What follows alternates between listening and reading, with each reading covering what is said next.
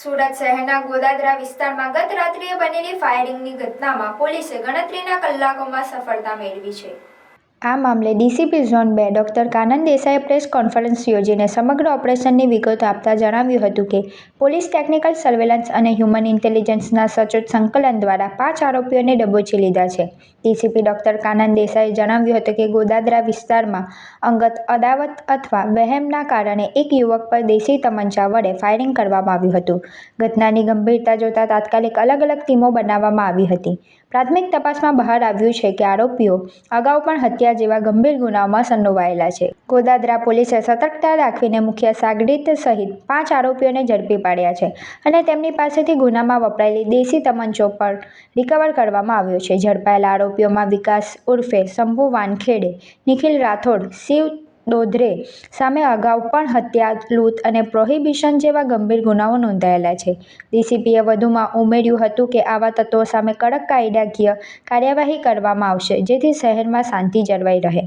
ગત તારીખ 15/1/2026ના રોજ રાત્રિના સમયે ચિરાગભાઈ ગોડકિયા નામના યુવક પોતાના મિત્રો સાથે ગોદાદરાની પ્રિયંકા સોસાયટી પાસેથી પસાર થઈ રહ્યા હતા। તે સમયે લકી નામના ઈસમ અને તેની ટોળકીએ "તુમ યે ગલી મેં ક્યું આયે હો?" તેમ કહી ઝઘડો શરૂ કર્યો હતો।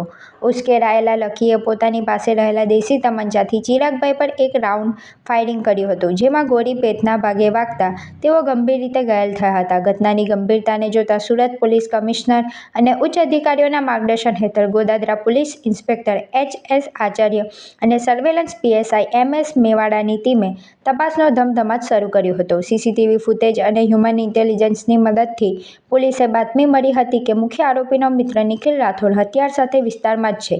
પોલીસે તેને ઝડપી પાડી પૂછપરછ કરતા અન્ય સાગરીતોના નામ ખુલ્યા હતા। પોલીસે આરોપીઓ પાસેથી અંદાજે ₹5,000ની કિંમતનો એક દેશી હાથ બનાવટનો તમંચો કબજે કર્યો છે। જેમાં જે ભોગ બનનાર છે એ ભોગ બનનાર અને એના સાથીઓ પૂના પોલીસ સ્ટેશન વિસ્તારમાંથી ગોદાદરા પોલીસ સ્ટેશન વિસ્તારમાં પોતાની બાઇકો સાથે ફરવા માટે નીકળ્યા હતા, પરંતુ જે આરોપી છે એ લોકો પોતાની સોસાયટીમાં બહાર નાખે બેસેલા હતા અને એ લોકોને એવો શક એમ ગયો કે આ લોકો જે સામેથી આવી રહ્યા છે એ અમને મારવા માટે આવી રહ્યા છે।